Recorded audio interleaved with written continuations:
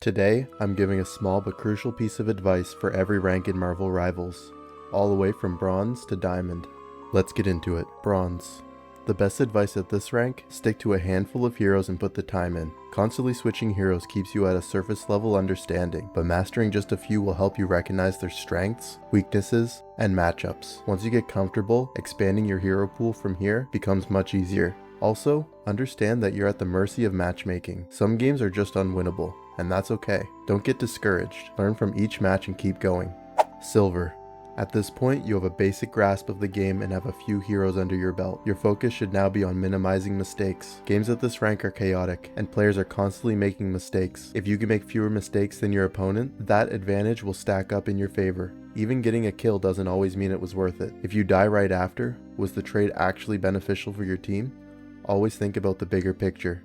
Gold. Here's where things get interesting. Mistakes happen less frequently, and you're better at identifying and punishing enemy mistakes. Your biggest priority? Positioning. Example, if the enemy team has a Spider-Man diving your backline and you're playing a duelist, maybe instead of trying to make flashy flanking plays, you should hang back and protect your supports. A well-timed pick on a diver can turn the fight in your team's favor. Smart positioning wins games.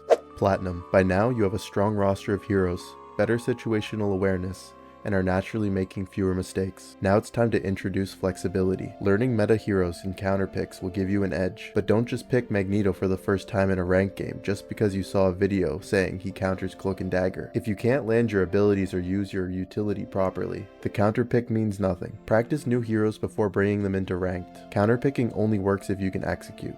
Diamond. Now the real fun begins. Bans come into play, teammates generally know what they're doing. At this level, games are won through exceptional team fighting and ultimate management. This is where you need to micromanage key details to gain an advantage. Has their tank used their ult recently? Are the divers constantly flanking? Are your healers getting picked off too often? If you start tracking patterns like these, you create counterplay opportunities that can swing matches in your favor.